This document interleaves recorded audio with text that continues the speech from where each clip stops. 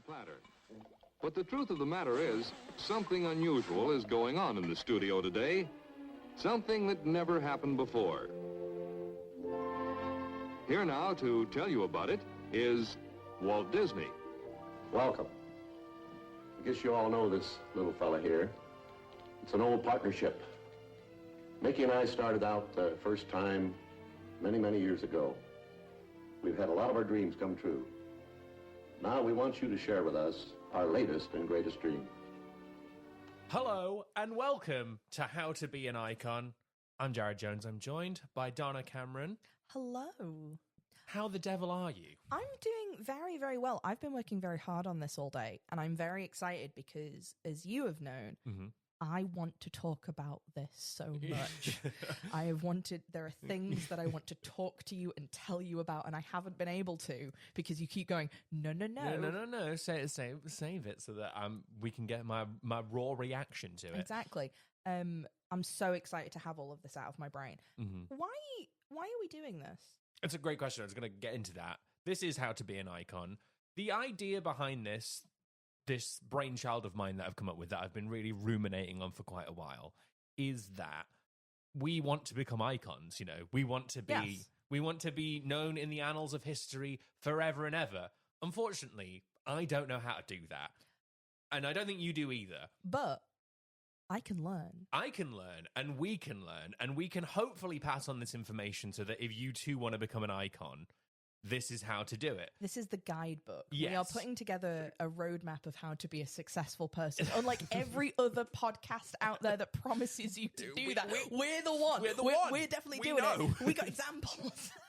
So yeah, the idea is that we're going to look through people from history and see what we can learn from them about how to be an icon. We're going to see, are they icons? These people have been sort of described as that. Are they actually, or are we, do we think they are? And if they are, how much of an icon are they? And what can you learn from them? That is the idea. We're here to learn, everyone. This is educational. But I think we are going to see some very interesting patterns. There are some things that I was reading going, this sounds like a lot like other people that we can cover at some point. Yep. And I think they're also just very, very interesting stories, because the thing I got from this, especially the person I'm going to talk today, that you weirdly forget they're a person. Yes. Yeah, that is definitely And in this the case. research, I went, oh, this is a person. This is like we'll see some things that you go, oh man, he is a guy. Yeah. Our very first person is Walt Disney. I don't know that much about Walt Disney. Before we talk about this, I need us to do something. Oh, okay. Would you like to tell the listener what was happening? Donna has pulled out some of the classic Mickey ears that you get in the theme parks. Now, do you want to be the Sorcerer's Apprentice, or do you want to be Minnie Mouse? I'll let you decide. This is your episode. You really You get to be Minnie Mouse. I get to be Minnie Mouse. I'm in charge of the... Put your mouse ears on, guys, because... That is small on my head. They are uncomfortable, aren't they? They are uncomfortable. I don't know why people wear these all day. I remember giving myself a headache wearing these. But yeah, we're going to talk about Walt Disney because... Not because I'm like a big Disney adult. We'll talk about Disney more kind of in a sec, but I'm not big on the mouse. I'm not like a person who... No, neither of us are particularly Disney people, I would say. I think you have more of an affinity for Disney. Yes. Me, personally, kind of just like, I think some of their movies are pretty good. What's your favourite one? Disney movie? Yeah, like actually Disney. Actually Disney. Because I would say Toy Story is my favourite Disney movie, but people will say that is not correct. No, but you know what I mean, of that, like... Of the classic kind of run. Favourite Disney movie? I would probably say Mary Poppins. Interesting. That's a very cute answer. I think it's a very well-made movie. I think it's very fun. I think Julie Andrews is great. I understand that Dick Van Dyke cannot do a Cockney accent, and if you can get past that, which I understand is a difficult ask for most people, I get that. But if you can get past that, which I can't, which I can understand, I'm not gonna sit here and tell you that no, it is good. But I think if you can get past it, I think it is a really fun movie that... I have been charmed by it. As exactly. I've been like listening to it. We haven't watched any of them because I will not sign up to Disney Plus, because if anything happens to us, Disney Plus can just tell us that like that's fine and not their problem. Well, we're not going to go to a Disney park anytime soon unless... Jared, look sorry. under your seat. We got tickets. I told you I had a surprise. That is definitely a surprise. So let's jump into it. Can I tell you a little bit why I absolutely went for this first? So, like you said, I'm a bit more into Disney. I have been in various like Disney adjacent things, including a couple of the parades as a performer. Okay, that is very fun.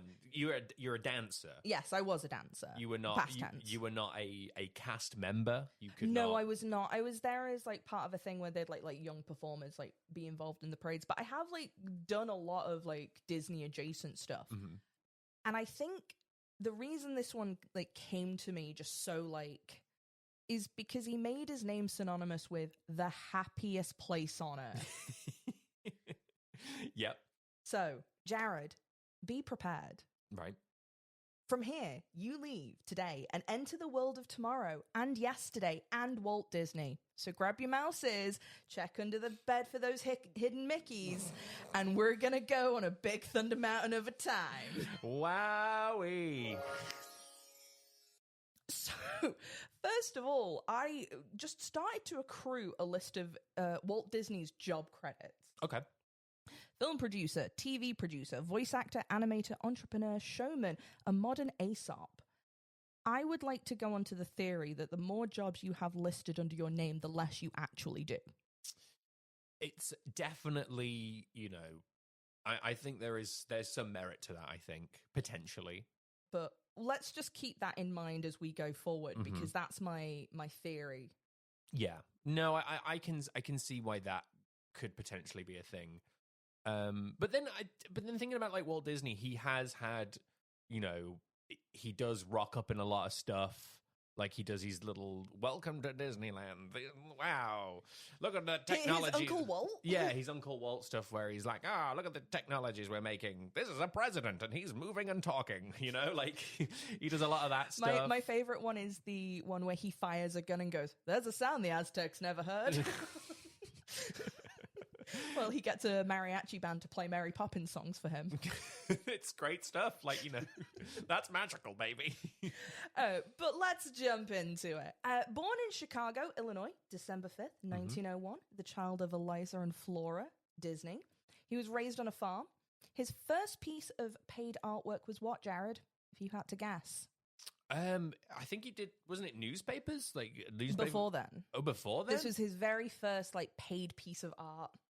Oh, that's a great question. I don't know. What? It was a drawing of the village doctor's favorite horse. Do we know if it was a good... Do we know anything more about the horse? I could not find... Do you know what? I didn't really look hard enough for it. For the horse. I was too tickled at the phrase village doctor's favorite horse. His favorite horse. He had many. But this was... Right? He was a favorite horse. I'm also thinking as well, like, when I think of the Walt Disney style, like, I think of Mickey and Minnie. I don't think that I go like, oh, horse. Yeah, this is the guy that I want to draw my favorite horse. Just establishing he was, very, very interested in art. Like, he, around the time, just saw the rise of cinema. Yes. And that's that weird thing we have to remember in a lot of this, that you go, this didn't exist. Yeah. Before this. That you go, oh, well, for us, it's very obvious, very simple to go films. We've always had films. You're seeing moving images for the first time. Yeah, you're seeing that train coming towards you, and you think it might come out the screen and hit you. You don't know. And we all go, oh, what a quaint little thing of the past. But I'd be scared of the train. But yeah, he grew up as a fan of theater and vaudeville. He attended art classes. He did the most American dream thing of working a bunch of paper rounds. To pay for papers and pencils. And one thing I really want to do in this podcast is look at people's inciting incidences. Right. What is the moment? I think it's that time he killed an owl as a child. Okay. Interesting. Now, what first of all, explain what happened. What is this? So a little bit of backstory. He had quite a large family. I think he was like one of 5 siblings. Okay. Not like the best home life. They moved around a lot. Mm-hmm. The father might have not been like the nicest dad in the world. Yeah, I've heard this before. Yeah, he collected a lot of money from the paper rounds. He was very domineering. And I'm gonna read this quote from Walt Disney verbatim. Right.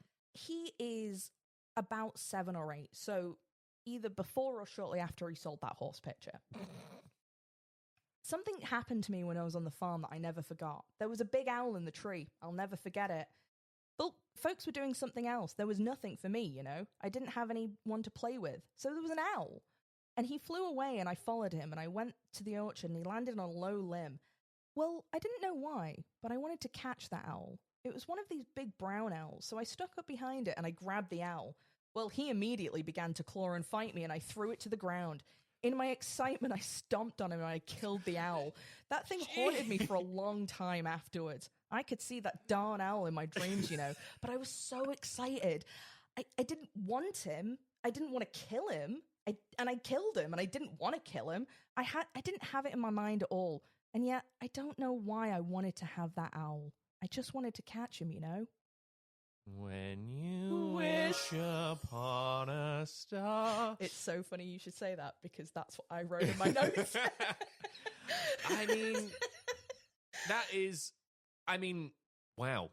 Not enough things that I read really address this story enough. What is there to say, I guess, is the thing. Like, you know, it's not a great sign when children start killing animals. But it's the only example. Okay, yeah. So there is no other, and I think it was supposed, the one I've heard is that he was recently, like, beat by his dad. Right, so he was, like, kind of, it could have been All like jimmied up and a bit, like, you know, that, I'm not saying that forgives it. A lot of people think that's why there's, like, a lot of creepy owls in, like, early Disney stuff. Oh, that does make sense. Yeah, because he feels bad about it. No, that's interesting. I could definitely see that, because there are a lot of, like, I think in Snow White. There's one in the Snow White, there's one in Bambi. I feel like there's one in Cinderella. That's interesting. I didn't know that. That's really, really interesting, because that does make sense, because they are quite, like, big and foreboding in those movies. Like, yeah. So, and he just always felt really bad about that, I guess you would, you know. You're all hopped up and then you kill an owl. That was the first one of the facts that I've been like, God, I just need to talk to someone about how Walt Disney murdered an owl as a child. But we'll jump up a bit. At 16, he dropped out of high school, lied about his age, and joined the Red Cross during World War I. He had a better time in World War I than I'm going to say some people did. Was this in, what year was this, sorry? 1918. 1918, yeah. So he was in World War I. What was he doing? He was working for the Red Cross as a driver. He tried to join the military to, I think, get away from, like, his home situation. Mm-hmm. But they kind of figured out that he wasn't old enough, so he ended up joining the Red Cross as a driver. Okay. Ended up in France.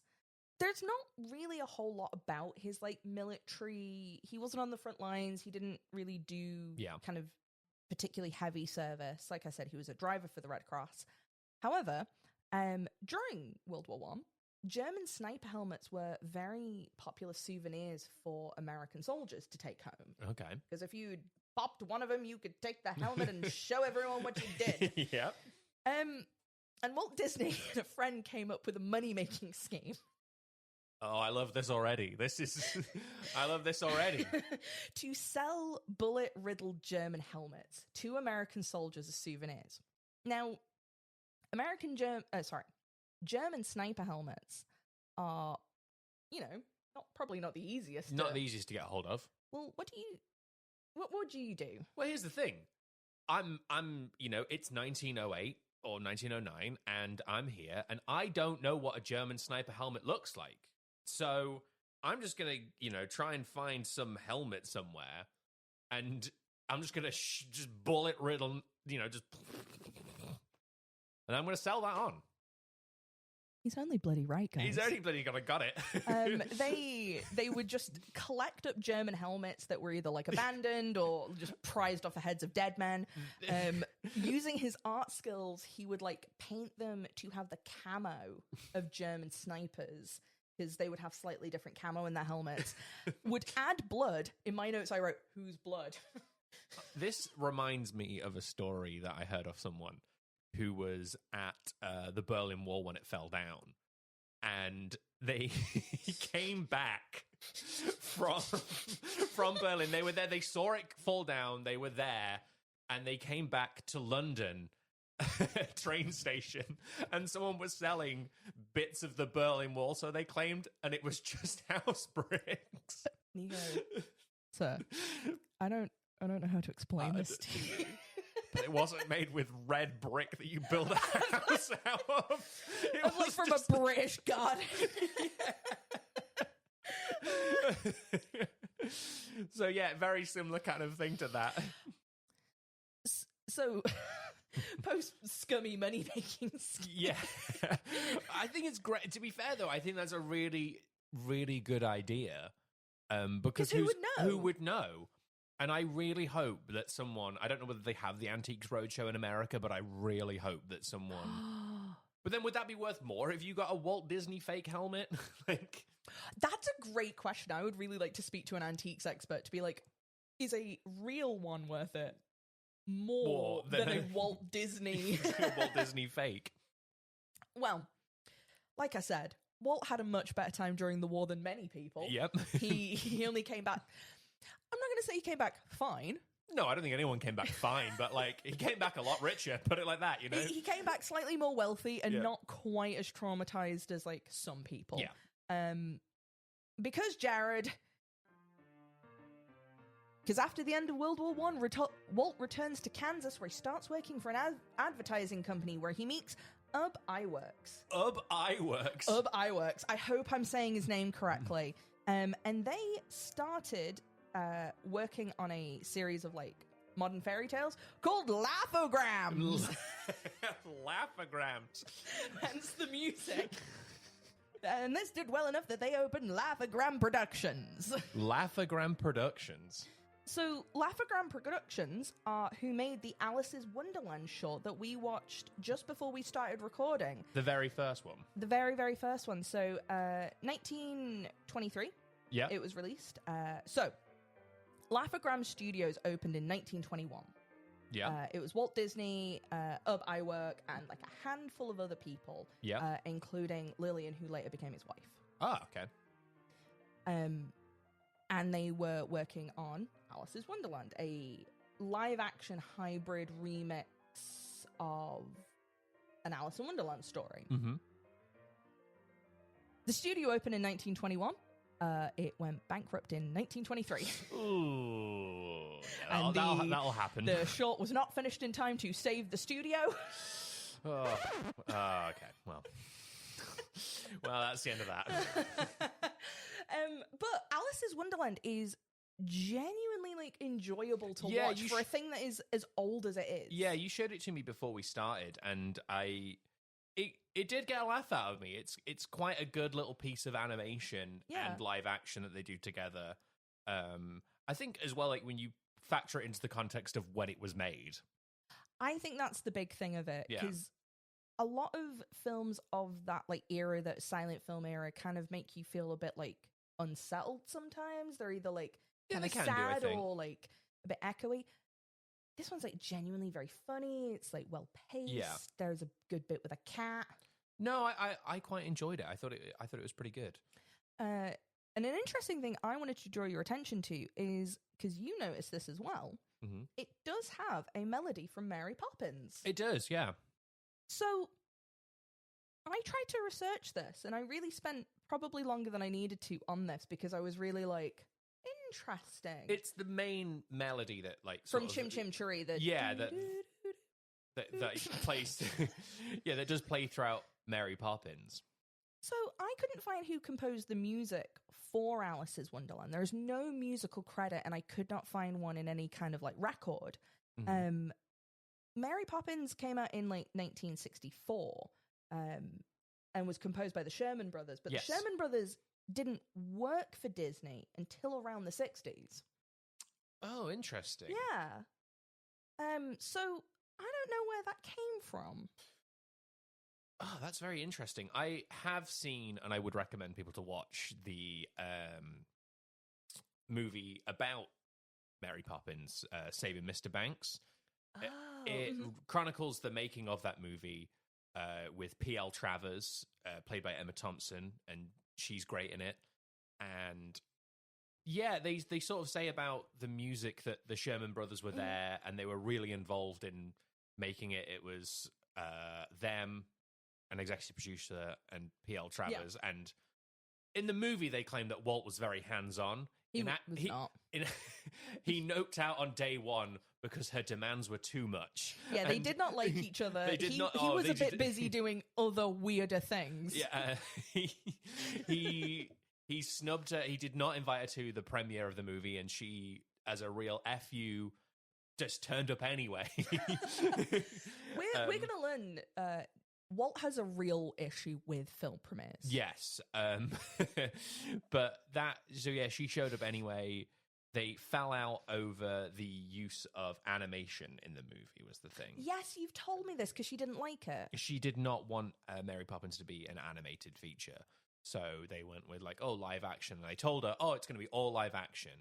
But then they, do the animation sequences, which are fantastic. I was going to say, it's very interesting that you cannot be charmed by those tap dancing penguins. She did later soften on the thing. She was just like, it's a good movie, but it's not the movie that I would have wanted it to be. I do know that Walt Disney was trying to get the rights from it for a very long time because it was one of his daughter's favorite books. It was. So he really wanted to adapt it, but there was always this yeah. No, don't. We're jumping quite ahead with Mary Poppins, we are, though. Because in 1923, at the age of 21, I kept writing the ages down because it's really important to remember that he is 21 at this point. Yeah. Think of the 21-year-olds you know.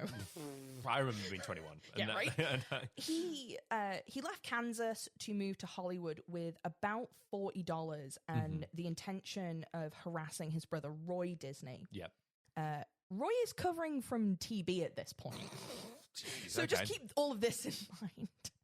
And Walt shows up being like, I'm going to make movies, and basically bothers him for another $250, and they manage to somehow put together another $500. Wow, I mean, it's a good job that he didn't do like a Dwayne "The Rock" Johnson situation and call his production company $40 or $40 and then $250 from a brother. he went with Walt Disney Pictures, which I think is a better choice. This is the first of many examples of Roy Disney having Walt kick a door and say a thing and him go, All right, okay. How much money do you need for this? They don't have the warmest relationship because Roy always told Walt no. I mean, someone had to, Again, someone had to. But this small amount of money meant that they kept making Alice shorts. They made a handful afterwards. Okay. It was in July 1925. Walt married one of his first employees, Lillian. Lillian features no further in this story other than one example. Because she just kept house. Yeah. She just stayed out the way and just made dinner. So, but in 1927, Walt and Ub Iwerks together created Oswald the Lucky Rabbit. I have seen Oswald the Lucky Rabbit. I can't tell you how much time I spent looking at pictures of Oswald the Lucky Rabbit because look at what a good little guy he is. I think that Oswald, I think that he's a better mascot than Mickey Mouse. I said this to someone the other day and they disagreed with me. I'm glad you agree. Look at him. I do think he's very of the time. I think that is definitely well, he was one of the first. Yeah. Yeah, I think that Oswald is a much more charming than Mickey Mouse. Walt's original pitch for him, he wanted to be peppy, alert, saucy, and venturesome. Keep him trim and neat. Trim and neat. And I look at all of those, I think of all of those words and look at that rabbit and go, he's pretty trim. He's pretty neat. He's pretty neat. He's pretty peppy. That's a nifty looking rabbit right there. So they started making the Oswald shorts under Universal Studios. This is the reason why the peppy rabbit, Oswald, couldn't be used going forward because he didn't own the copyright to it. Yeah, so basically, under Universal, Walt was trying to pitch for more money mostly for himself, not really for Ub. Okay. Well, I mean, good old Ub, And they basically refused, and that's how he found out that he didn't own the rights to it. Oh. They did. Yeah. Very fun fact, though. It was owned by Universal until 2006, where then Disney CEO Bob Iger traded him for an SPN sports reporter. ESPN sports reporter. I didn't look at which one, but they got the rights to Oswald the Lucky Rabbit bat by trading a real human man's job. If you're that person, if you're that sports reporter... Is that a compliment?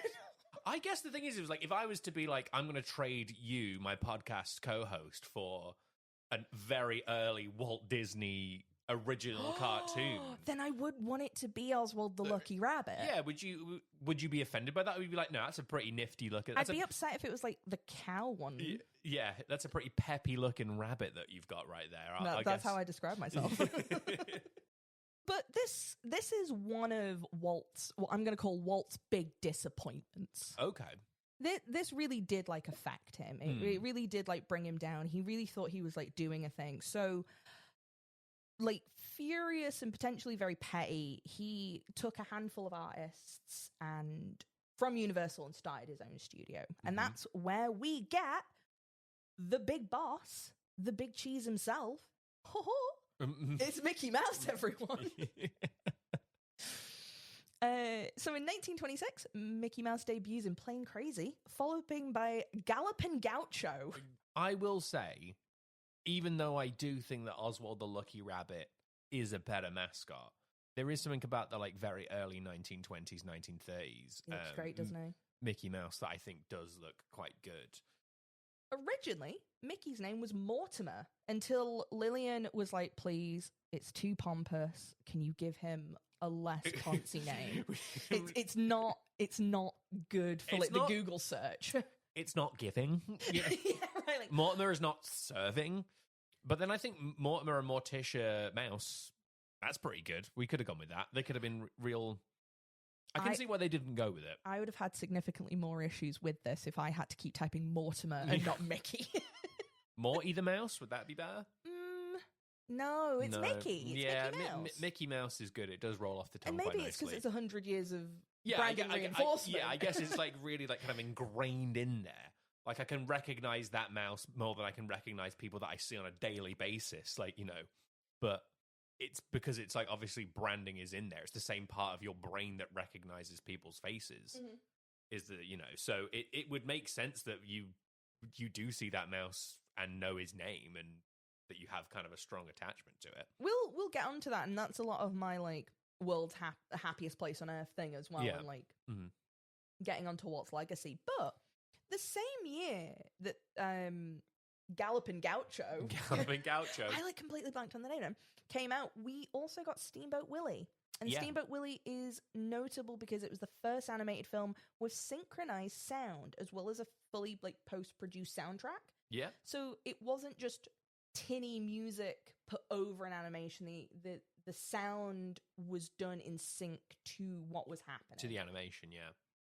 And just things popped off. Like obviously Steamboat Willie is so famous, so well known. Yeah, in the public domain now as well. Yes, it is. But things really like kicked off for Walt Disney. He began hiring more animators and the composer and arranger Carl Starling, best known for the Looney Tunes. Oh. The reason I wrote this down is because he pitched Disney the idea of silly symphonies. Now, okay. Carl might have a naming problem. Yeah, that's... Additional fun fact, over his 22-year career, he averaged a musical score a week. He was like busting them out. Damn. When you could just do that. That is impressive. Yeah. I will say that Silly Symphonies is the real sort of middle of little version of Looney Tunes. Oh, interesting, because I would have gone with like, you like Looney Tunes? Silly Symphonies actually came first. So like, if you don't appreciate trees and flowers, then I don't want to hear your opinion about Roadrunner. I mean, I just think it just doesn't sound as good. Silly Symphonies, it's the Mortimer problem, like it's right? It's too poncy. Looney Tunes, that's a lot of fun. Well, in 1929, we get my favorite of the silly symphonies, which is the Skeleton Dance. Oh, that's a classic. This premiered drawn entirely and animated by Iwerks, and it was distributed by a man with my favorite 1930s name, introducing Pat Powers. Pat Powers. Now that sounds like an 80s wrestler, though. I think Pat. But like, look at that man. For the listeners, he is a robust man. He is round. He looks like Humpty Dumpty.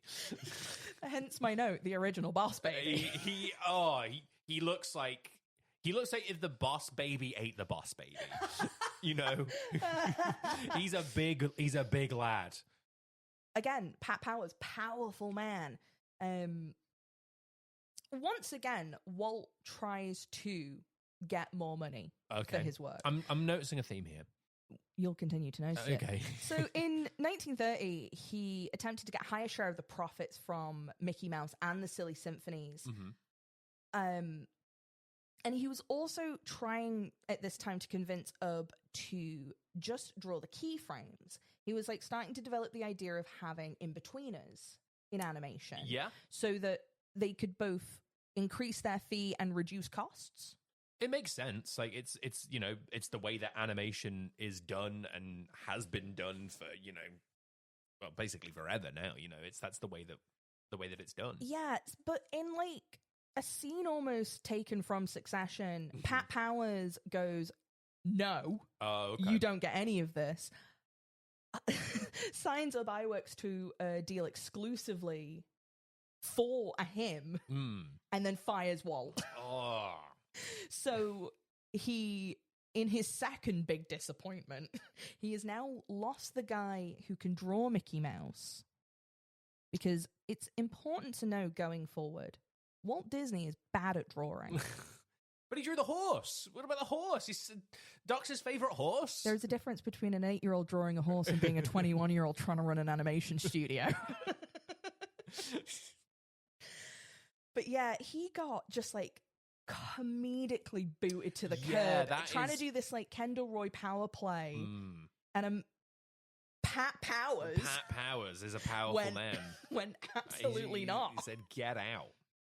This is, according to some biographies, not all.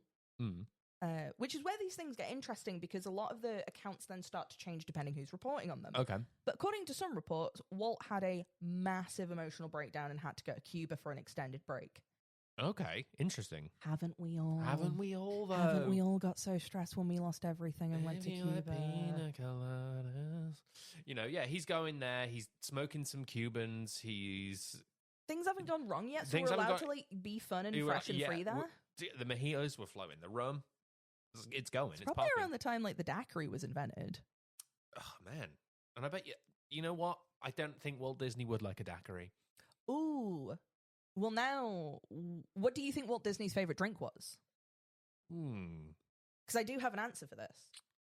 An actual answer, or are you just going to like? No. I actually have an answer. I know. I looked it up. Oh, okay. I feel like he's a whiskey man, if I'm being honest. You are absolutely correct. Of course he is. He's not having a daiquiri. That's a lady drink. So I would have reckoned he would have had a daiquiri. Daiquiris have only become lady drinks in modern years.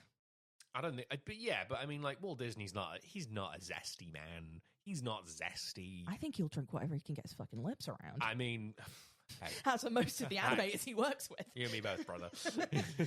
His favorite drink was a Scotch mist, made by his assistant.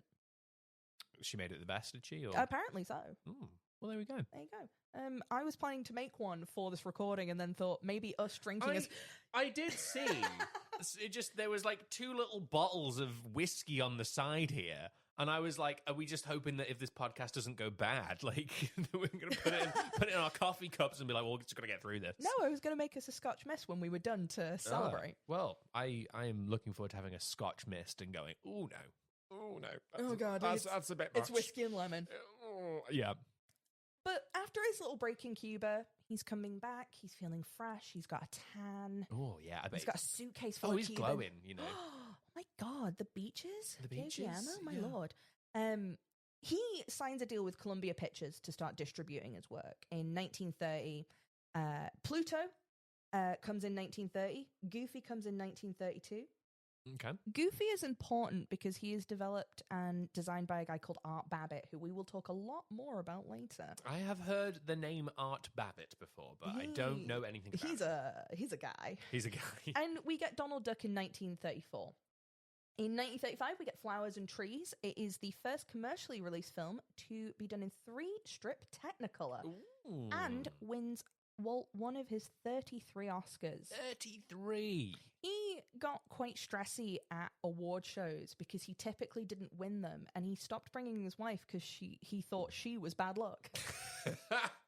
He thought that she was the problem. I like that if you win 33 Oscars and you go... 32. Oh, 32, sorry. 32 Oscars and you're there like, oh, I don't win many of these. Like, that's a He hadn't won any by this point. Well, that's true. Well, Lilith, you're bad luck. And I guess she must have been, you know. It's the only explanation. Yeah. It was also, like, weirdly around this time, he stopped letting his kids, like, watch his work because he was, like, worried that they wouldn't laugh enough. Which I wonder if that is, like, a problem if you are in that field. Because I feel like comedians don't like their friends watching them do stuff. I mean, if anyone listens to this, who is a friend of mine... If anyone hears this... If anyone listens to this, please, thank you so much. This is not a silly endeavour. I've not wasted so much money and time on this. Thank you so much. I didn't buy this stupid sound box for no reason.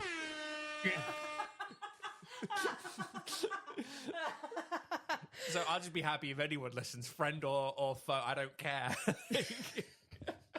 I don't care if you laugh. I don't care if you laugh. I don't care if you even hear it. Just play the file. Just put it on in the background, please. Just put it on in the background. Just mute it. Just have it on repeat. Just like, when you fall asleep, please, just play it. The year is 1937. Okay. Walt's doing the impossible. Mm-hmm. They're saying it can't be done. He is trying to make the first full-color feature-length animated film. Yes.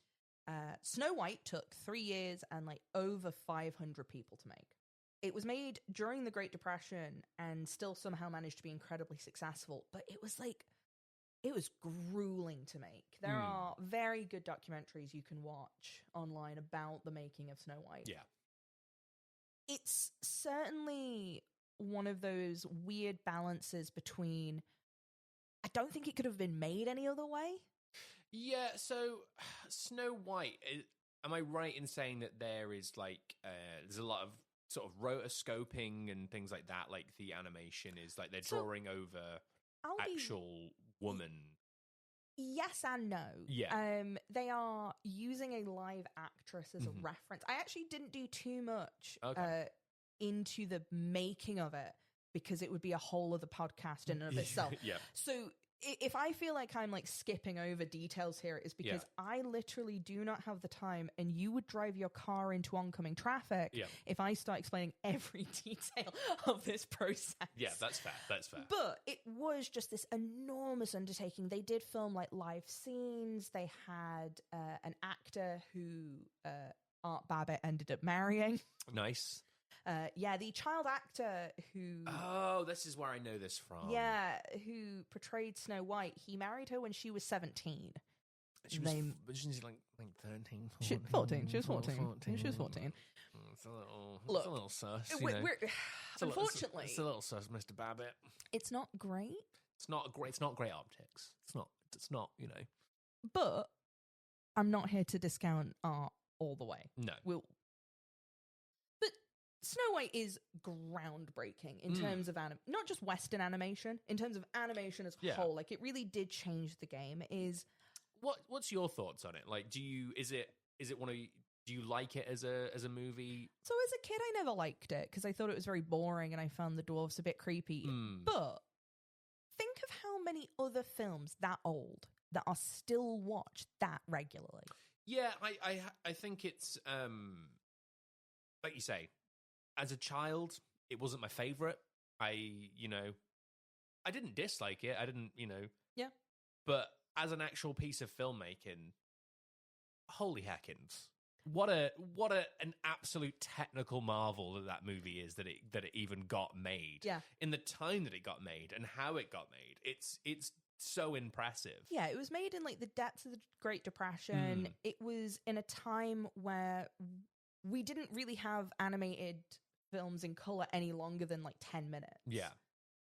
And it's 60 minutes. Like, bits of that film are incredibly gorgeous. And they stand up today as well. They don't... Yeah. They haven't aged. They don't look old. We don't watch it the same way we watch old movies. Yes, that's right. With that context, you can show a kid now Snow White and they'll go, wow. Yeah, exactly. The animators were working like 7-day weeks. They were sleeping under their desks, and a lot of them were making around $12 a week when the national average was like closer to 15. Okay. But Snow White came out to such acclaim.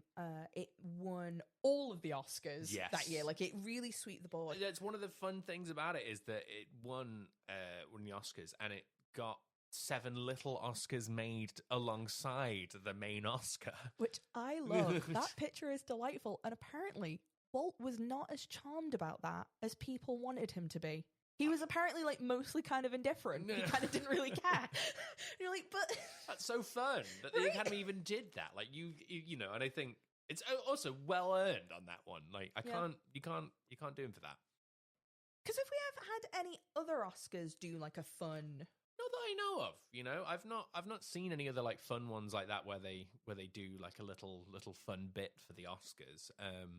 Or like a special design for it, but I think they should. I think that'd be quite a fun, right. You know, like a fun way to sort of honor films that are, I guess, like technical marvels rather than like, you know. I think that's a good. I don't think like, for example, when The Substance wins Best Picture, it needs to be melted. It needs to be melted and all like gross and stuff. But like, no, back up. That is what it should be. That's incredible.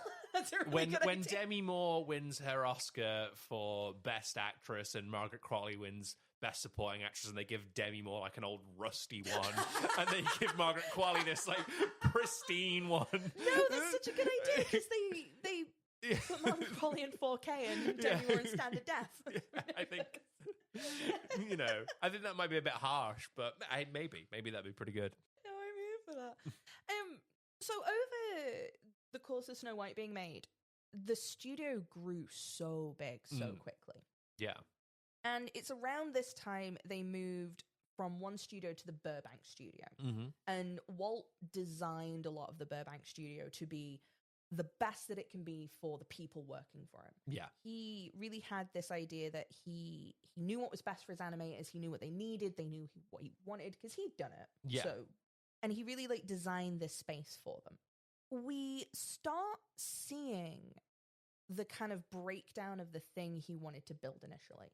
Because for Snow White, it was like almost like a college sort of vibe. Like, everyone was very young, everyone's working together, they're all like really in it. Yeah. It's this very like close-knit group of people working together with Walt at the top. And he's starting to become this Uncle Walt figure. Yes. That we all kind of know him for this. Mm-hmm. Please call me Walt and all that kind of stuff, you know. He's everyone's friend. He's here to give you advice, and you know, it's a small team, so he can kind of do that sort of thing. And this is where this is starting to break down a little bit, because they're really increasing what they're producing. Right. And he starts playing favorites a little bit. We start seeing that. Before that really starts coming to a head, we get the 1939 World War II starts. Yes. Disney is given funding by the US government to direct propaganda and training videos. Yes. We all know the really famous one of Donald Duck thinking that he's a Nazi. Yes. And I rewatched it in preparation for this. It is still funny. It is funny. It's funny. It's unfortunate. There are some unfortunate bits in it, but are you talking about depictions of Japanese people? I might be. You know, it's not great in some that. Some of it ages like milk. Some of it ages like milk. But the actual bit where Donald is like on the assembly line, he's doing all the munitions and he's having to salute all the pictures of Hitler. It's very funny. Like, it is good. You never quite like get over watching Donald Duck hit that salute. It made me like not gasp, but I like every time responded to it. It's very funny as well, because I imagine that was probably a similar sort of reaction at the time of that you wouldn't be so. I would like to talk more, though, about the one we watched before we started recording. Food will win the war! So, to describe this to the listener, I recommend watching it because it's not that long. But it's basically describing how great America is and that they are, producing all this food. And they start by sort of going like, we could, with all the milk that we produce, we could have it be flowing over Niagara Falls for 2 years or, something like that. It really felt like they had that written down as like the part one. And then they were like, right, part two, we'll talk about saving food or whatever it is. And they go, oh, we don't have time for that. So we'll just do more and more elaborate things of the amount of food that we produce. Because I pitched it to you as it goes on, the analogy becomes increasingly more unhelpful. One of the analogies is, like, towards the end, it's if we gave all the food to a child and made that child eat the food, she would be so big that she could flatten Berlin because she's so fat. Like that was the analogy that we went with. If we put all the beef together, it would take 4 volcanoes to cook it. And I'm actually more confused now about like the amount of anything that we're talking about. If we mixed all 5 billion eggs, they say 5 billion eggs, it would be a fried egg the size of the USA. And at that point you go, all right. I think this is the thing. I'm like, well, what are we getting at here? Of like, we have so much food, and I guess it's probably more of like a propaganda morale thing of like, well, we've got that's exactly what it is. We've got so much food, and it's to encourage you to produce more food. The more food we have, the more we can fight the Nazis. But it just felt like we didn't quite have that. Like, we went with, we'll do all these comparisons, and then we'll summarize it at the end. And they didn't really summarize it. And they didn't really summarize it of like, well, if we keep producing food, we can keep going. They don't do that. They just sort of go, all right, we got all this food. That's it. Whose job was it to sit and think of increasingly more abstract comparisons? Getting back to our time, like I said, the studio is getting bigger. And a lot of the animators are starting to become unhappy with like Walt's vibe-based pay system. Because they didn't really know what it was based on. The vibe check payments is not like, it's not great. It's not great when you know that there's a vibe check system. Yeah. And that was kind of exacerbated by a couple of things. The first being the literal boys club called the Penthouse Club on the top floor of the animation studio, which a handful of Walt's boys could just go in and drink and work out and stare at the mural of naked women on the wall and do whatever ungodly things a room full of men did alone in the 30s. Man, the Penthouse Club. The Penthouse Club. And not everyone was invited. There was a membership fee. So it was only the higher paid animators who were able to... You got to pay a membership fee for a thing in your own company. yeah, right. I'd be so annoyed. I used to get furious when I had to like pay for my lunch at Cafe Nero. Like, what do you mean? The money you're paying me, I have to pay for this food? I have to. Yeah, that's ridiculous. People were also getting very, very upset they didn't receive their bonuses. Now, other animation studios at the time were actually starting to join unions. Uh-oh. And the animators are getting credits and all this sort of thing. And Walt didn't really love this. Oh, did he not? Is he not? And we're gonna bring back a guy that we mentioned earlier.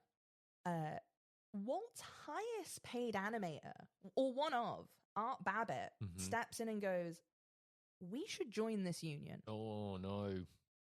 So this all kind of got brought up. They were suggesting from here, even before actually, Art and Walt used to clash quite a lot. They're both very big personalities, and Art Babbitt has like a bit of a showman about him. He likes being in front of people and like being the show. Yeah.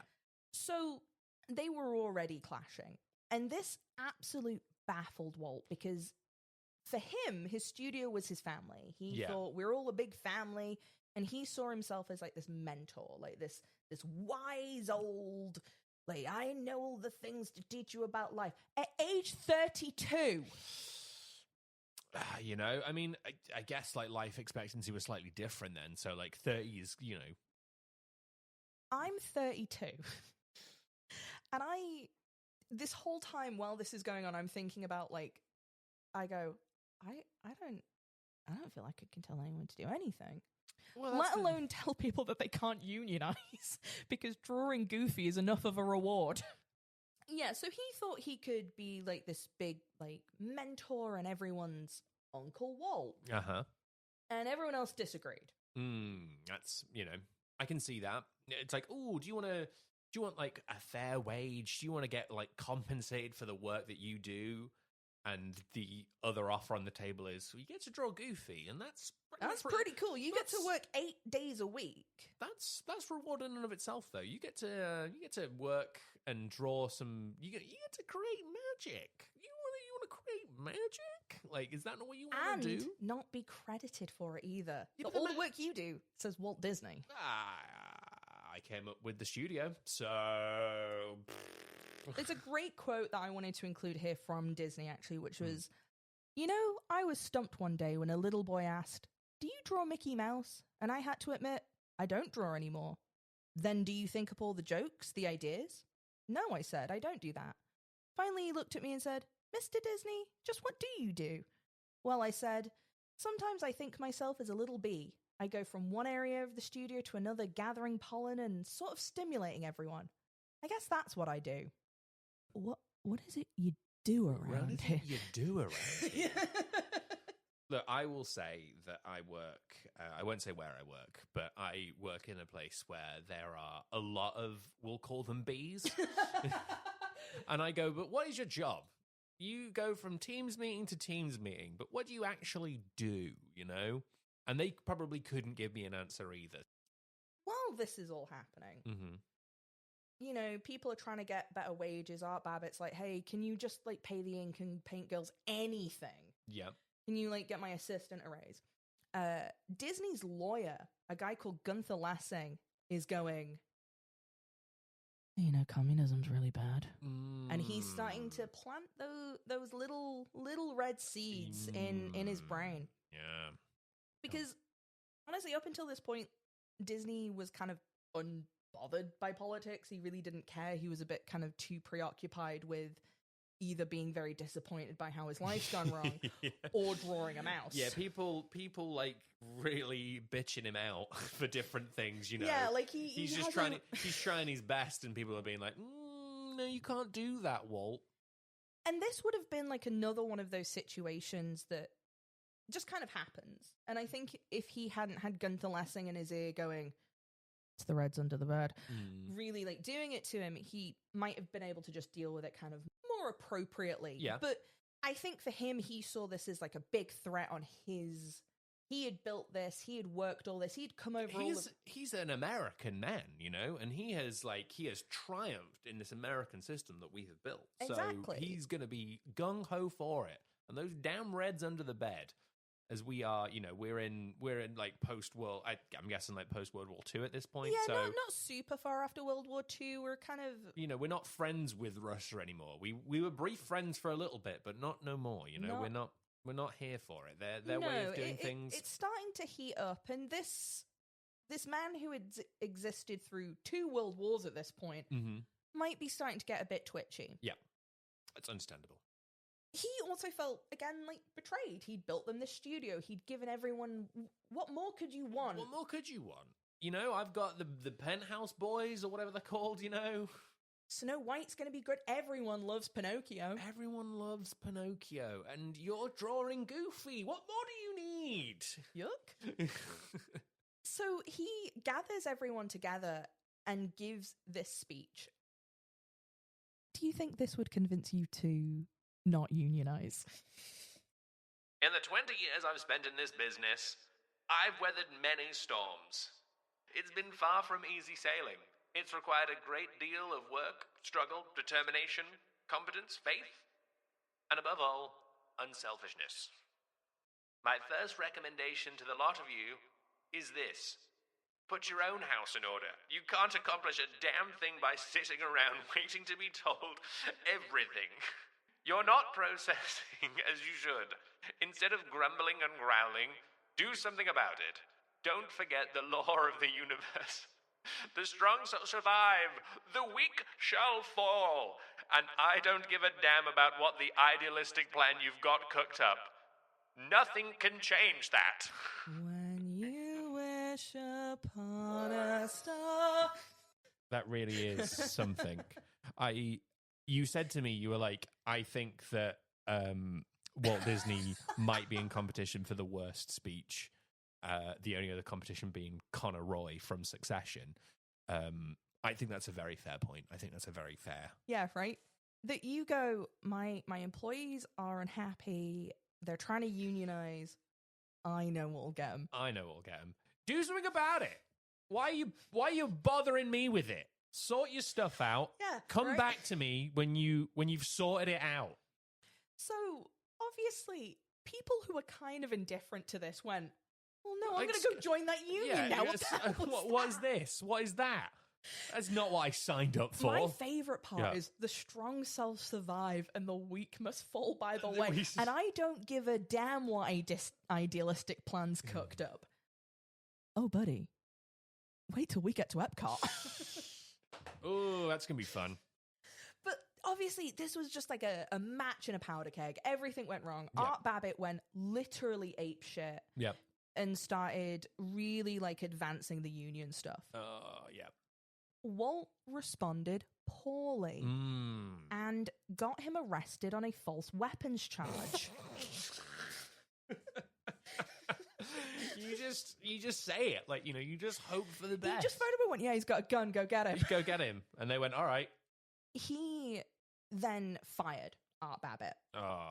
And his justification was that Disney was already having a bit of a hard financial time. Yeah.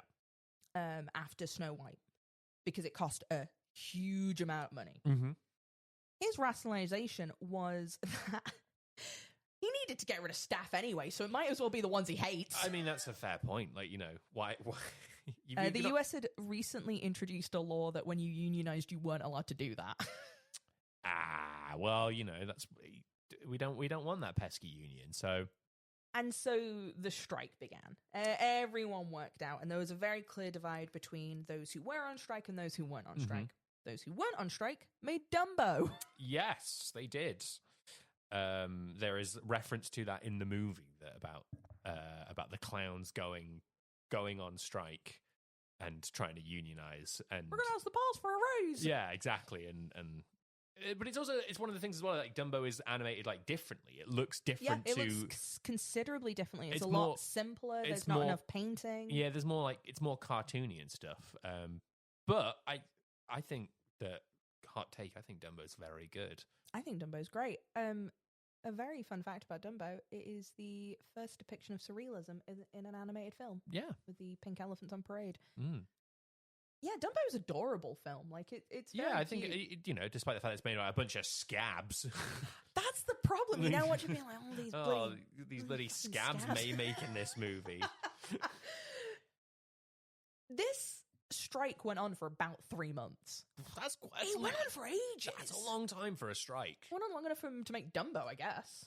Yeah, I mean, I suppose so. And again, Walt wasn't handling it very well. He was incredibly stressed. He was known to stand outside and just glare at the protesters, just arms folded, shaking his head at them. Again, not to bring up Succession again, but there is a scene where they are in the boardroom and you can see Logan Roy on the outside just staring in and just making them feel uncomfortable. Yeah, he does a lot of that. Yeah, I imagine it's quite like that.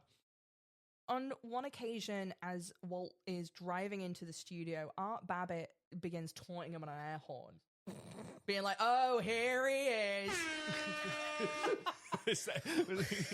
Well, Walt busts out the car, calls him a commie son of a bitch, and tries to fight him. I would love someone to try and fight me as they call me a commie son of a bitch. It's good. There's another occasion where he tried to drive his car into a group of protesters, but then was like, oh my God, it was an accident. He like claimed that he didn't really mean to put his foot down. Oh man. I mean, that's, I can't imagine that went down well with anyone. So Disney started talking to a gangster. Oh, yeah. Okay, well, that's, again... Who was known to intimidate union heads and such things. So he was getting into some pretty, like, iffy territory. Yeah, that's not great. After 3 months, Walt had another nervous breakdown and just needed to leave for South America for a little bit. Within, like, 2 days... Roy Disney settled the whole thing. He comes in and goes, all right, stop this. Just pay him. Just put a credit at the end. Give them what they want. Just give them what they want. We can't be doing this. Walt's having a nervous breakdown. He's driving his car into people. He's like staring at everyone. He might have a gun. He might have a gun. He's just standing and staring. I don't know what he does anymore. Like, one of the terms of the union was the Babbitt had to be rehired. Oh, I bet really pissed him off. I was going to say, I bet you that went down well. What a great day at the office where you have to come in and go. That's frosty. I think that's going to be quite frosty in the office on that day. Yeah, right. Everyone's going to be a bit short. Yep. He did choose to leave shortly after to pursue his own. I think he just kind of got hired back to prove a point. I mean, yeah. I mean, that's fair. An interesting fallout, though, from the Disney animator strike. If it hadn't have happened... Maurice Noble, who went on to create the What's Up Doc shorts and design Roadrunner, wouldn't have happened. Bill Mendez, who directed the Charlie Brown Christmas specials, also left as part of that. And one of the directors of Looney Tunes, Frank Tolshin, was also in the story department. So without the animator strike, the kind of map of American animation looks very, very different. Yeah. That is interesting. That's fun. It's a fun bit from that. Yeah. We're all back at work. Things are all happening. And this was all very serious, so I wanted to give us a little bit of a palate cleanser of a very good story. Okay. All right. Are you ready for the Pinocchio premiere? Okay. Right. For the New York premiere of Pinocchio, Pinocchio, again, really, really difficult to make because it didn't have the novelty that Snow White had. Snow White was like the first colored animation. Yes. Pinocchio was the second one. It wasn't quite the... Yeah, no one remembers the second one, except that we do, because it's Pinocchio, and we do remember it. It's but, absolutely gorgeous, you know. But like, to my point, how are you going to get him in? They hired 11 little people to dress up as the boy puppet to stand on the roof of the cinema. They are on the balcony of an old-fashioned cinema, and behind them there is a giant Pinocchio head. Yes. So it was apparently like a very, very hot day, and the performers were given like a full day of food and drink, which included booze. Because, it was the 30s. We had to... Did we have to give them booze? Did we have to? Maybe we shouldn't have, because as the day progressed, they started getting hot and drunk, they started swearing, they started fighting each other. One of them decided to get undressed, so the rest of them did. And as this is happening, it's really important to note there are people on the ground level waiting for Pinocchio to happen. So there are people just going about their lives. There are people waiting for the Pinocchio premiere. While these drunk little people are on a roof getting undressed and fighting each other. I don't know. How does this promote the movie? Like, that's one of those, like, I don't understand, like, what was the thought process they here? Were like, where just supposed to, like, wave and, like, sing and do little dances. And you thought, we'll give them booze. That's a great idea to, So this started to get out of hand, and the police got called. And in my notes I wrote, did it not become out of hand when the first little person got their kit off? Apparently not. I guess that was... Yeah, right. So the police go up to try and deal with this. Mm-hmm. They see the police and they scab. They just start, like, running. They're just, like, running back and forth, just trying to evade capture on this balcony. Now, this results in the police, and this is not funny. So we're not going to laugh. This is not funny. This is not funny. The police ended up having to catch them in pillowcases. It's not funny. That's not funny. It's not funny. funny. Isn't funny. Now, if I could go back in time, I actually don't know how true the story is. It might be like a little apocryphal. I think. But if I could go back in time to any event, I want to be on that roof. I want to see what I want to see happened. all of that happen. I want to see that more than I want to see Pinocchio for the first time because that's so much better than Oh, man. What a day as a police officer. Yeah, right? To go up and you go, we're doing what now? But I have nothing else to add to that. That's just an isolated incident. What a premiere, you know? It's quite a Larry movie, but like not in that way. Like it's not. I guess it warns against the things that you shouldn't do in that film. Yeah, it does. It's like, you know, don't be drinking and gambling. Like it's bad for you. And because those kids turn into a donkey, but in reality, you just get arrested in a pillowcase.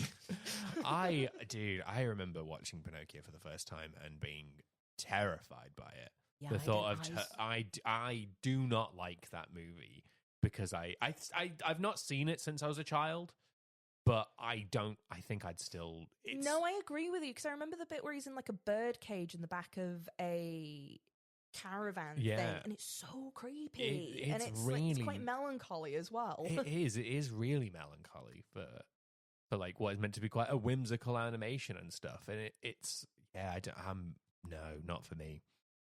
Shortly after that, though, we're gonna once again...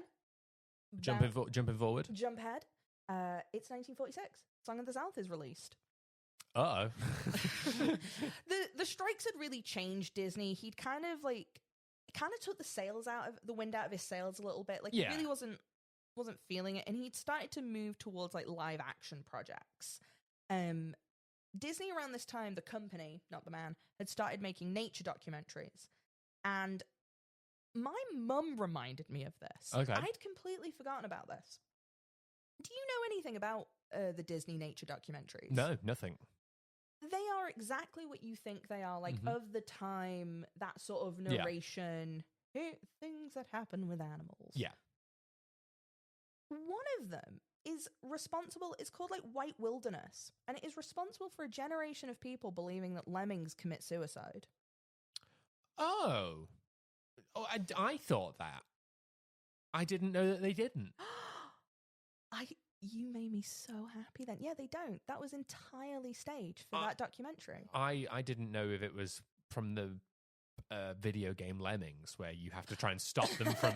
Well, I think that's where that kind of comes into popular culture. Oh, that's really interesting. I didn't know that. Yeah, because I remember my mum telling me as a kid that lemmings would kill themselves, and I'm like, never really understanding the thing of it. That's very interesting. Yeah, so if you want to like rank this in the number of crap things Disney's responsible for, they basically paid a bunch of local kids to collect all these lemmings and then put them on a snow-covered turntable and just sort of jostled them off a cliff. And the editing and the narration is like, and they're in a brainwashed frenzy. I guess the thing is why would they do that? Why would they? But also, why would you film them? Why would you lie about them doing that? That's another good point, I suppose. Like, why would that, as your filmmaker, you'd be like, you know what this needs? A bit of spice. So we're gonna... I don't think these two things are connected. Yeah. But this does come around the same time as like some of Walt's worst behavior shows. He is deep in the Red Scare. Oh boy. He was very convinced that people like Art Babbitt were communist infiltrators into his organization. Yeah. And he thought they were like personally trying to ruin his life. So the same year as Song of the South came out, he founds the Motion Picture Alliance for the Preservation of American Ideals. Yeah. Oh boy. Okay. We're deep in the red now, pun intended. It's He is very scared of communism. Yes. And it's not unreasonable. So I guess the thing with Walt Disney is that you do have to remember that he is a cold hard capitalist in the sense that he is, you know, he's what everyone aspires to be. You know, he's the American dream. Literally. Yeah, he's the American dream. You know, he got knocked back a couple times, but then he made it himself. He did it. So I can understand on the one hand why when someone is, threatening that way of life, that you would go, oh, I don't, I do fear this and I don't want this coming into our society. I understand it. But it's a real, the approach taken going forward, on the other hand, is a little bit too much of a blunderbuss to kind of everyone. Yes. And it hits a lot of people. People catching a lot of strays that did not have anything to do with this. Many people getting hit by this. And yeah, I think that while the fear may be understandable, I think the response is... Yeah, McCarthyism was not the thing I thought I'd be researching when we started this subject. Yes, but it's quite a big part of it. It's quite a big part of it. And I guess because the way I've researched it, you do have that kind of pulled back perspective of it. If this is someone who lived through both world wars and that pressure cooker of the Cold War, you have your lawyer, the person you probably trust more than anyone in the world. I mean, he's a smart man. He's your lawyer. He's your lawyer. So he's telling you these things. So I am not going to remove responsibility from Disney for the shitty things that he does, because they are many and they are deliberate. And they are in some ways quite spiteful. Yes. You can read some of them as being vengeful. I can also understand how he got here. Yeah. Because I don't want to diagnose anyone with anything. No. It's not unreasonable to read about Walt Disney and describe him as a high-stress individual. Yes, yeah. I think he has a bit of a control thing. I think he is probably quite anxious. I mean, he's had 2 mental breakdowns at this point that we know of. That we know of and that are reported. So a lot of this seems to me not someone having a power play. This is not someone demonstrating how strong they are. This is someone who's desperate to cling on to the thing that they've got. Yes. Yeah, absolutely. And that's him driving his car into the protesters and doing all this very... it's desperate shit. It is desperate. It is quite it's a real...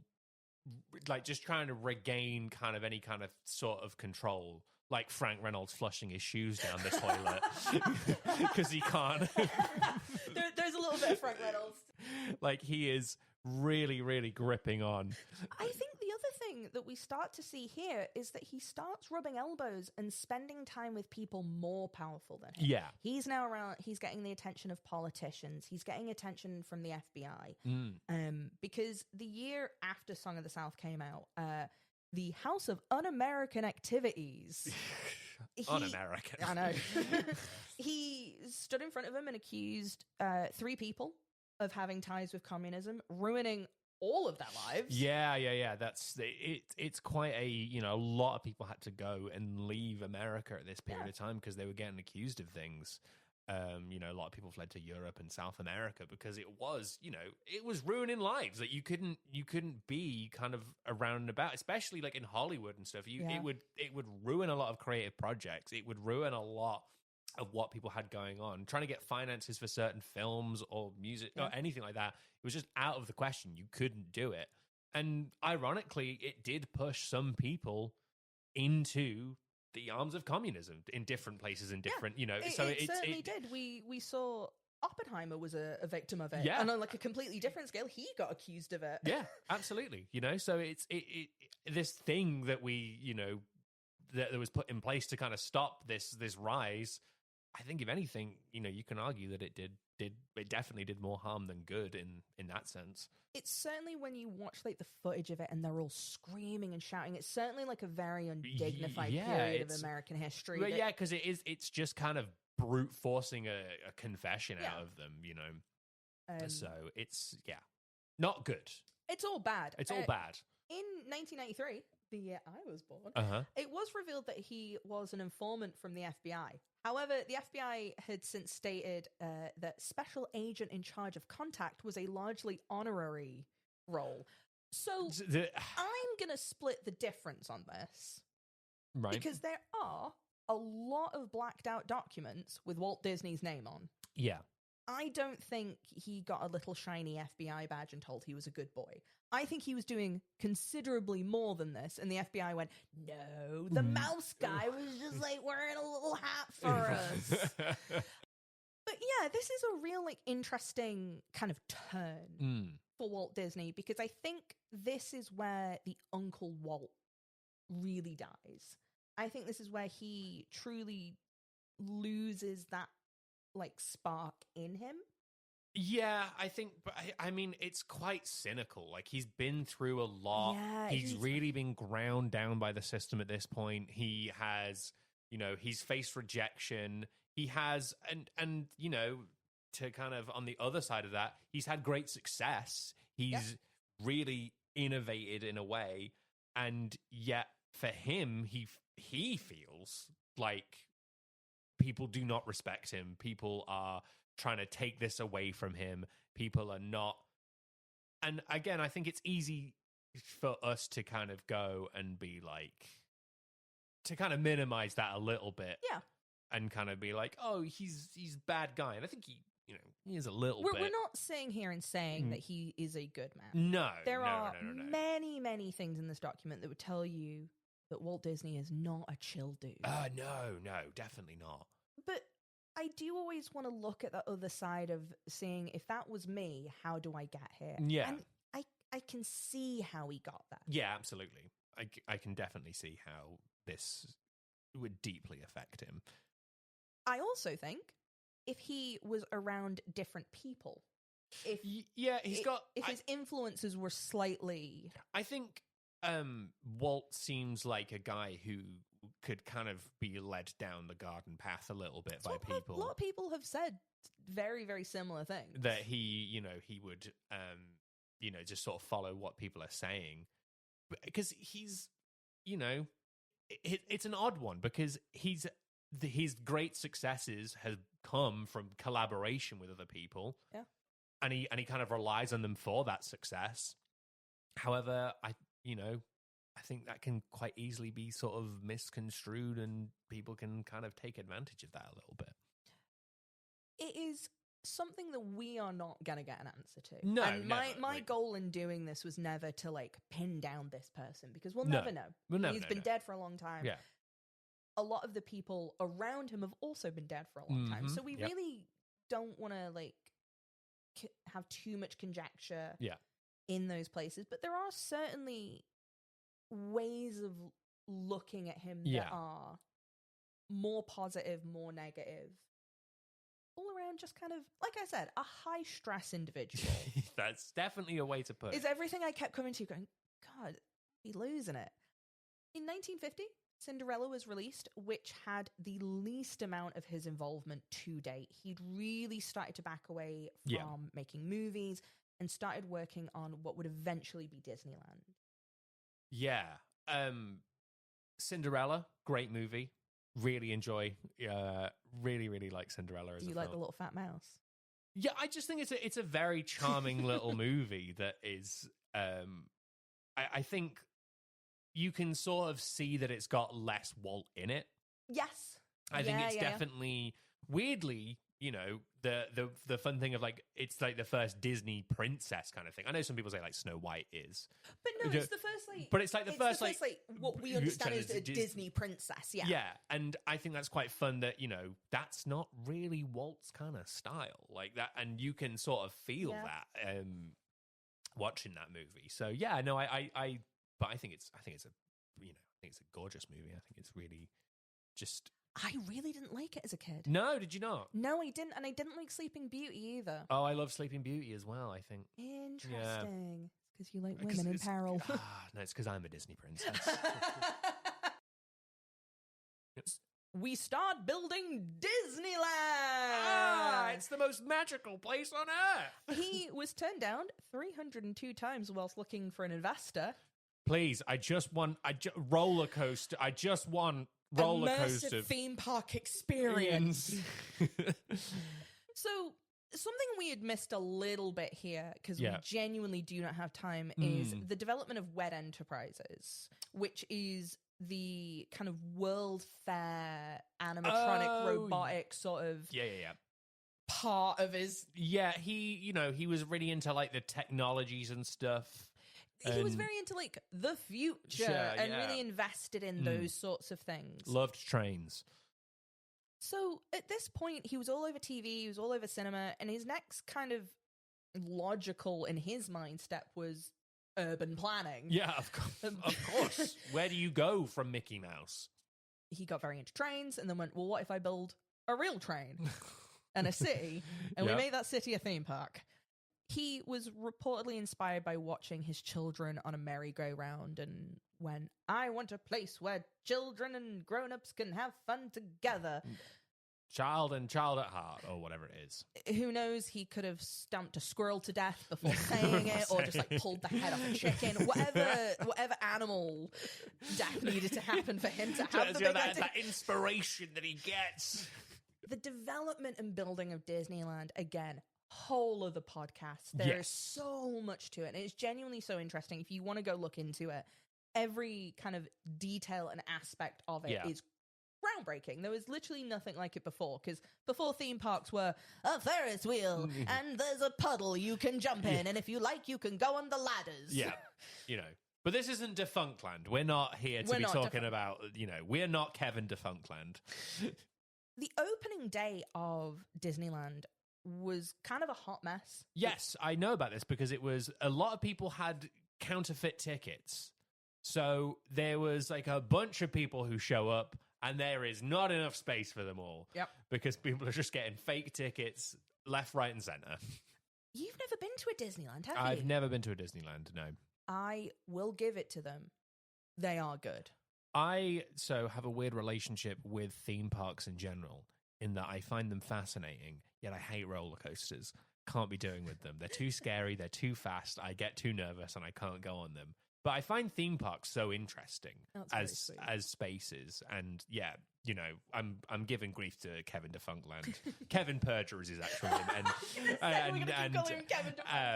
and if you have never seen any Defunctland, first of all, have you ever been on this website called YouTube? It's crazy. Yeah, have you never been off work sick for a day? Yeah.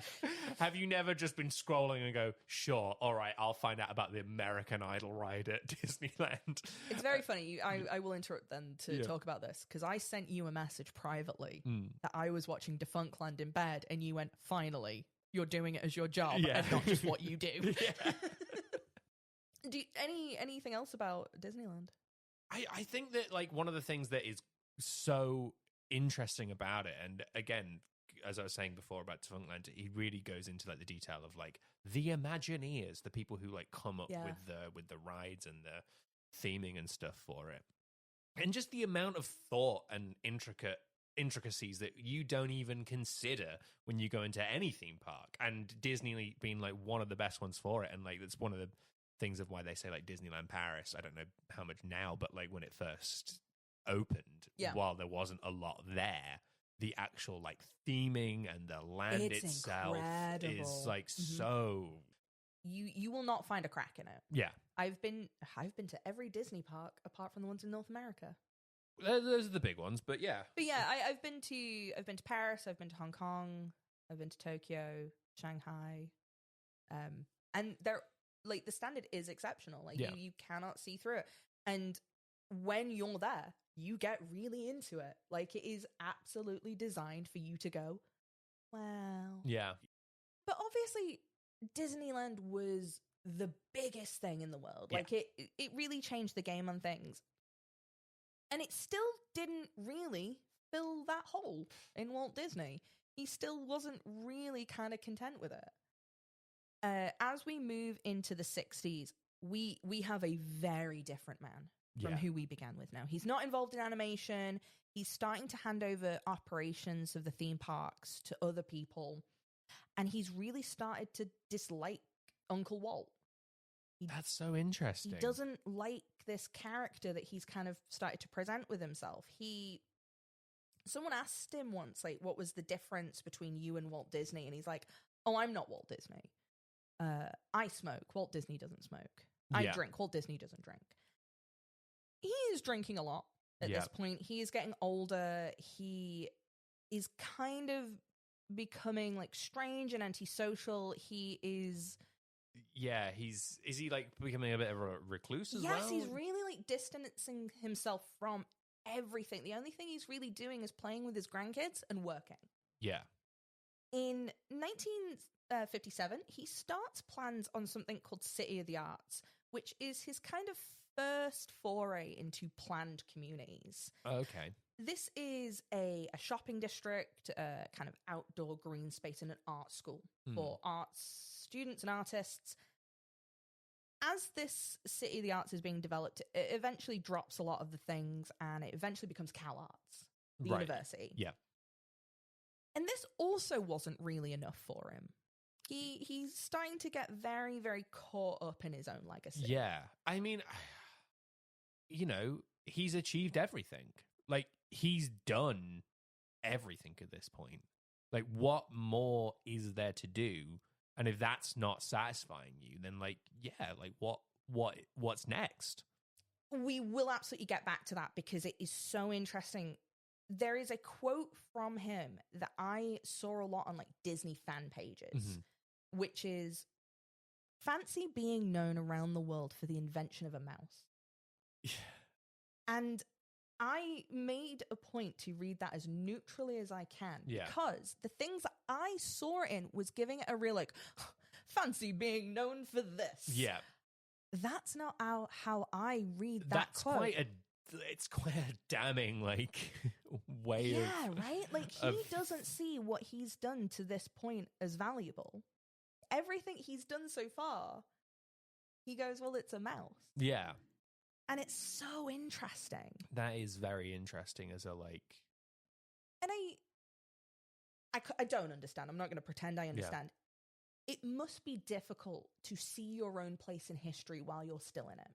Yeah. I think... Yeah, definitely. You cannot stand there and go, I invented modern animation. You don't really have that perspective. Only we have that perspective in time. Yes.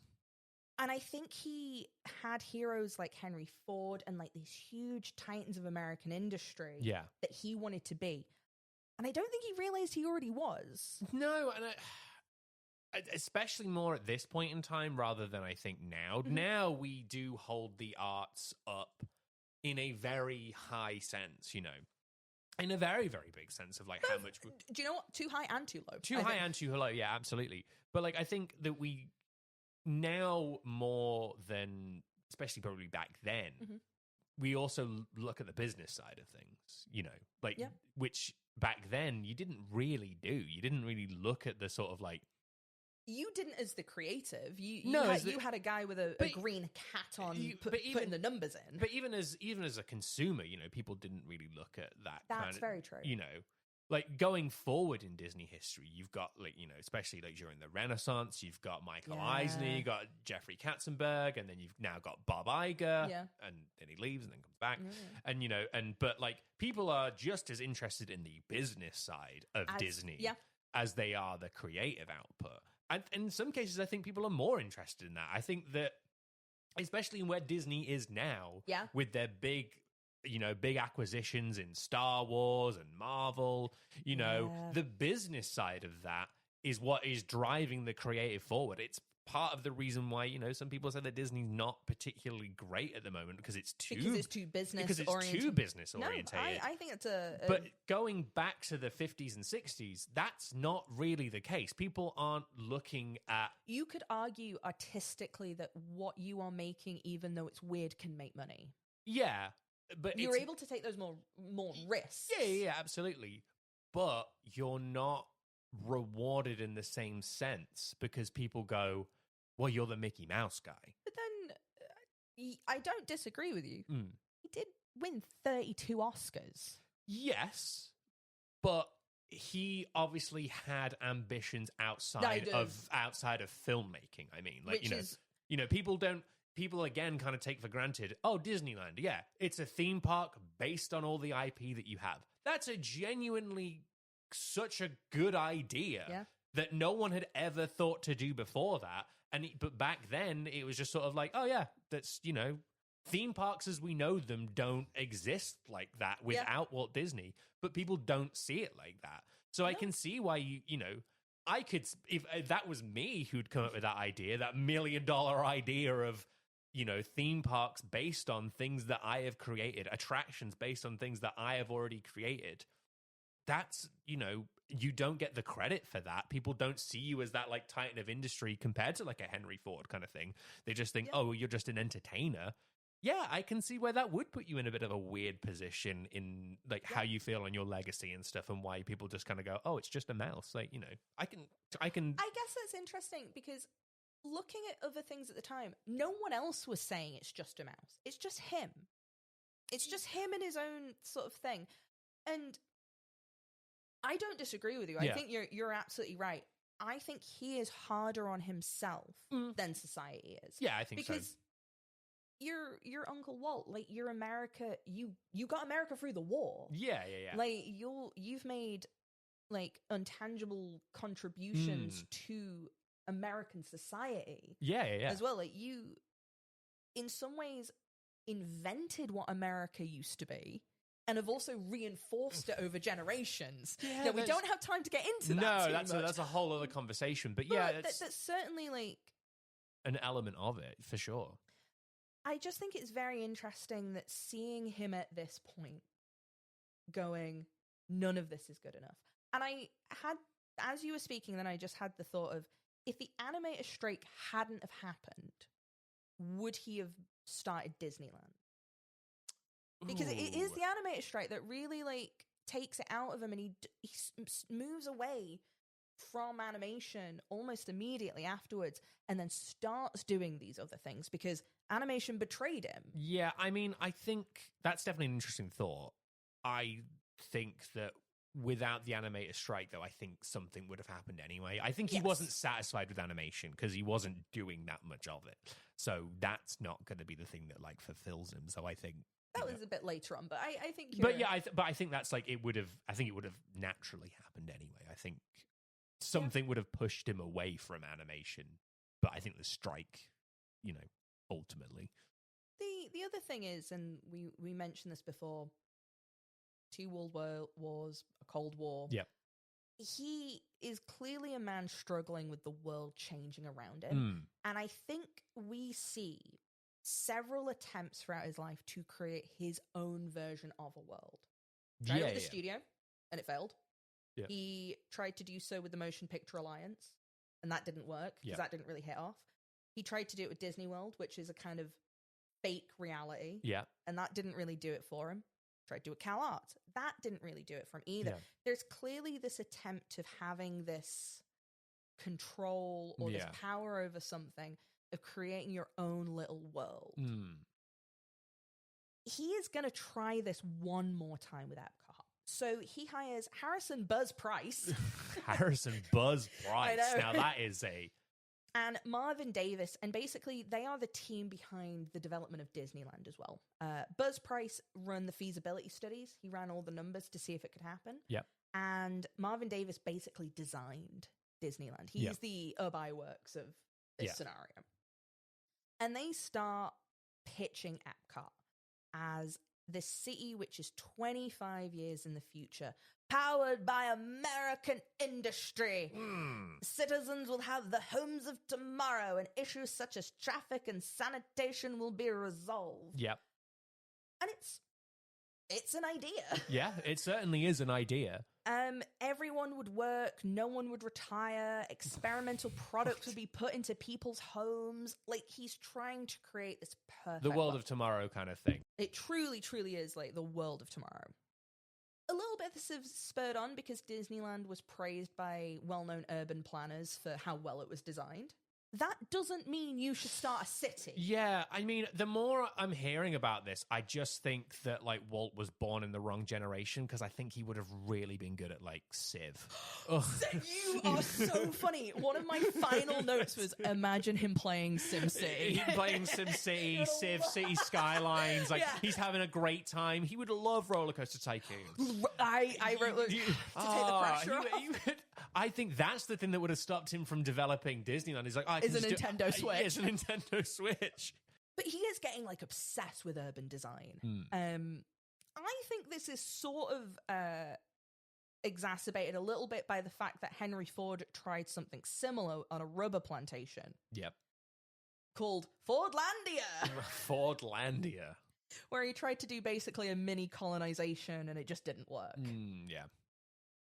But Walt's really in this idea of Epcot. Yeah. Experimental prototype city of tomorrow. Is it city or community? They change it depending on what article you read. Yeah, you know. A lot of people, including Roy around him, hated this idea. Yeah, well, it didn't really come off in the way that he wanted it to. They kind of kept telling him it was impossible, and the problem was he'd already been told several other things were impossible. Yeah, that'll happen, you know. Yeah. He has now given up on everything else. Everything else, he is just focused on Epcot. There is a room in Wed Industries, which is only for Epcot, that only certain people are allowed in. It's all very, very secret. And here's where things start to get really bad. Okay. Because he wanted it to be funded by, like, American industry. Yep. With companies such as, like, GE and Westinghouse, which is a nuclear power company. Yep. And Monsanto. Don't they do, like, chemical weapons? Yeah, Monsanto are responsible for the production of Agent Orange, which, if you don't know, is one of the worst chemical weapons to be developed during the Vietnam War. Yeah. That was used on both American soldiers, Vietnamese soldiers, and civilians. I think the US government are still paying people for the use of Agent Orange. Like, in settlements, we're on the base level. We've put the meat down of the lasagna of bad times, because Walt also now is petitioning the Florida state legislature to become its own governing body, meaning that people in Epcot would not have the right to vote. So now you have a bunch of American companies in the 60s testing products on people who cannot consent or agree that they don't want to have that done. That's a slippery slope, is what that is. That can go bad pretty quickly. But wait, there's more. He wanted to develop his own curriculum and an educational system, which, you know, after the whole Red Scare stuff, not great. And he also wanted the companies that were funding Epcot to teach classes. I made a note while I was researching all of this, which I had to keep in because I have no further point, but I just wrote, it's so utopian, it's stupid. I guess that's how that works. That's Right. often how that goes, you know. People come up with their best, as the saying goes, you know, the road to hell is paved with good intentions, and I think that is absolutely what that is. Really, oh yeah, we're in a future city, you know? Microwaves, crazy stuff. The newest invention's being tried out for you. Oh, isn't it so good? Everyone will have a job according to their needs. It's a little communist, yeah. But there is an irony that he never put that together, which tells you that Walt never truly understood what communism was.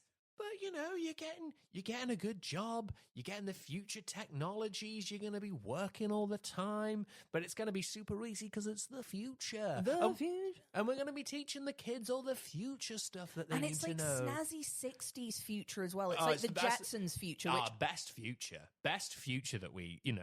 Never had. But, I mean, like, look, I've got a giant egg chair in our corner over here and a nice white round table. Oh, let me tell you, we're sat in a mid-century modern nightmare right now. Oh, it's beautiful. I love it. And, like, that's the idea of the future that I want. But, you know, the actual ramifications of it is, you know, chemical companies developing Agent Orange and teaching your children in a planned city where you're not allowed to vote. Yeah. The idea is done with the best intentions. Does Epcot sound evil because America was becoming evil? If America was better, would this have been better?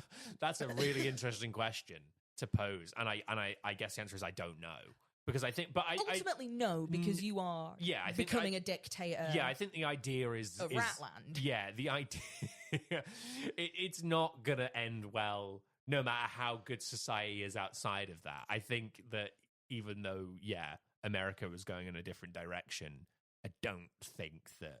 I just think it would have been bad. Whatever form that we had it in, except for maybe the form that we got it in, which was fun theme park. Exactly. And we go, this is good. This is what I want. See?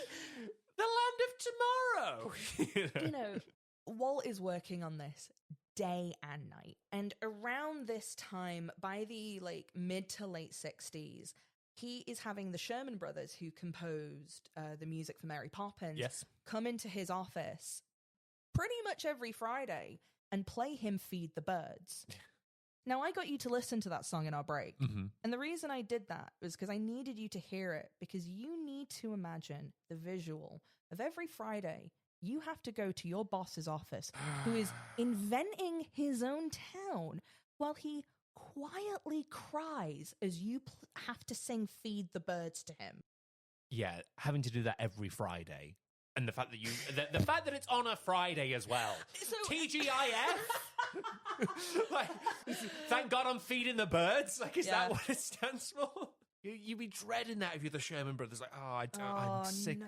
I'm sick of working on this movie. Walt's crying every Friday. Well, in 1966, Walt filmed the Epcot film, which is known as his last on-camera appearance, where he presents to the American public as Uncle Walt last time his plan for his big, bright, beautiful tomorrow. Yep.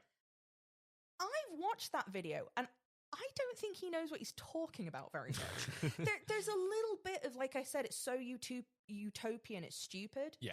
It's so and there'll be a transit system, and it'll go around in a circle, and you can get your garbage collected every day. It's interesting. If Epcot is a subject that is of interest to you, have a watch of it. A lot of it is just city planning stuff. Yeah. He died 3 weeks later on December 15th, 1966.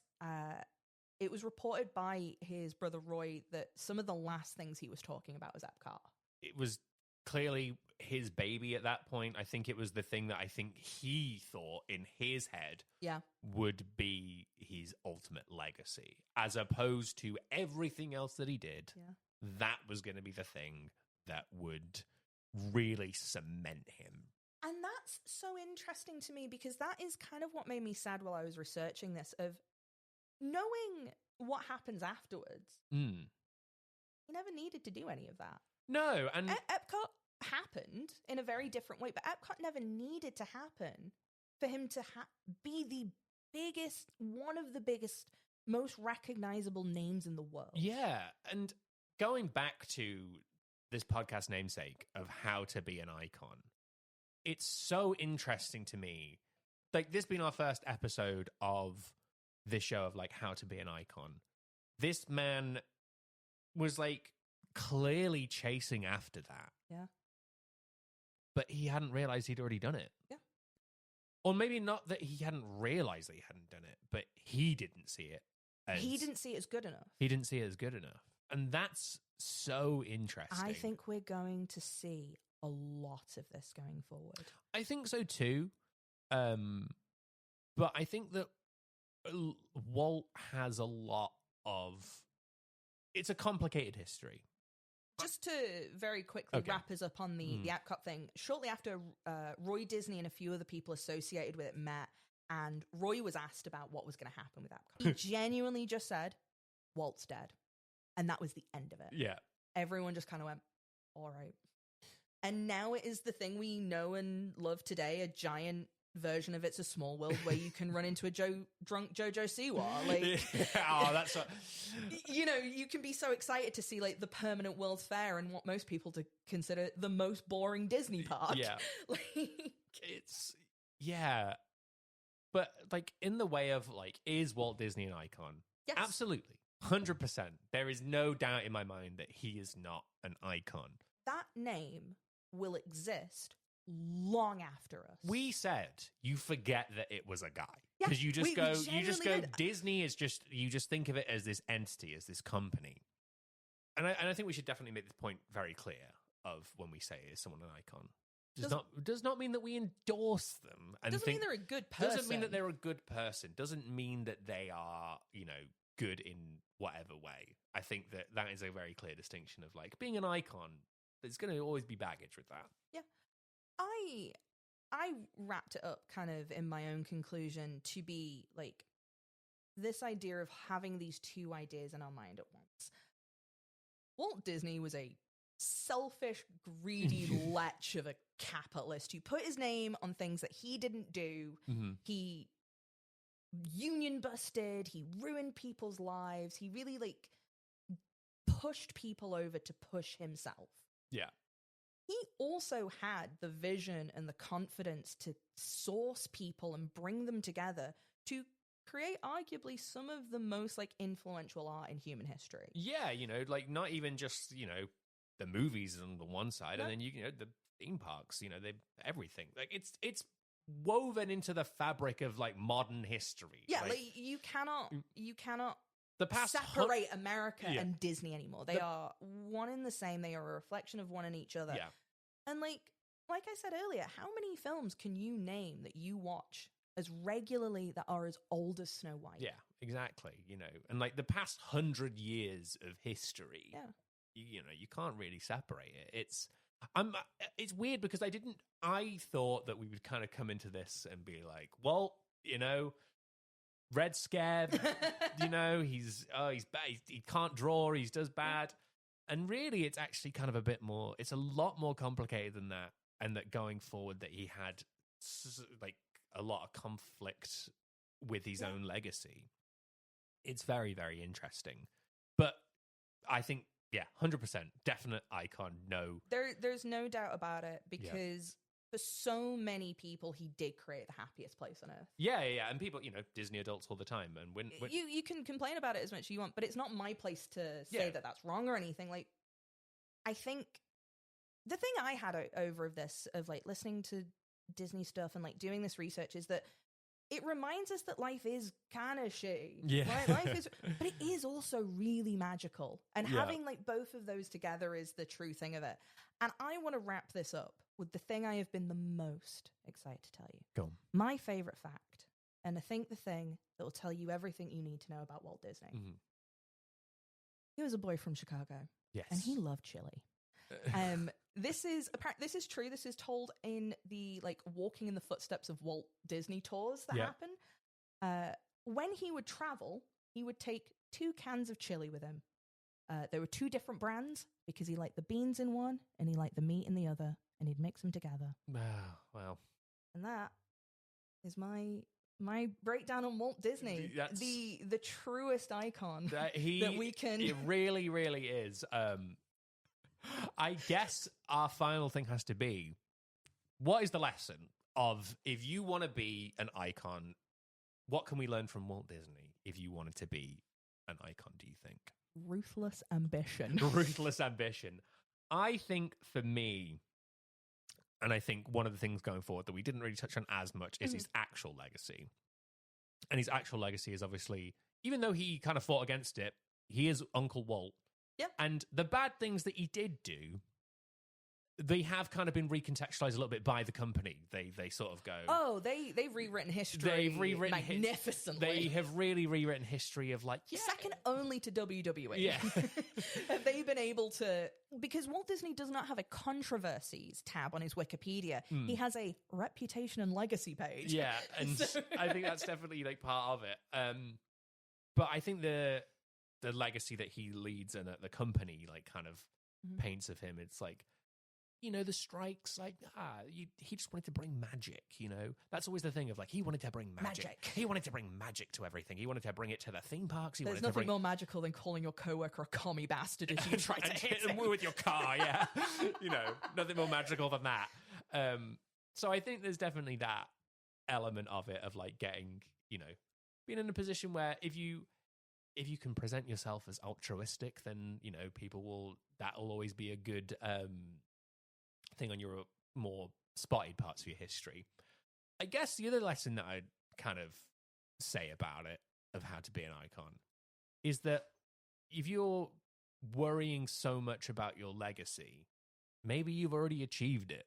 The thing of, like, if you are, like, so wrapped up in it that you go, like, this is, like, the big, and this next thing is going to be the big thing that's going to, like, change everything. Maybe you've already done it, you know? Maybe maybe looking too far forward and not looking back is kind of going to be. You can always lose the forest for the trees. Yeah, and I think that's definitely what he did a little bit.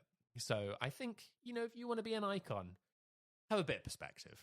And my takeaway would be, if you want to be an icon, befriend really talented people and convince them that they don't need to put their name on it. Oh, buddy.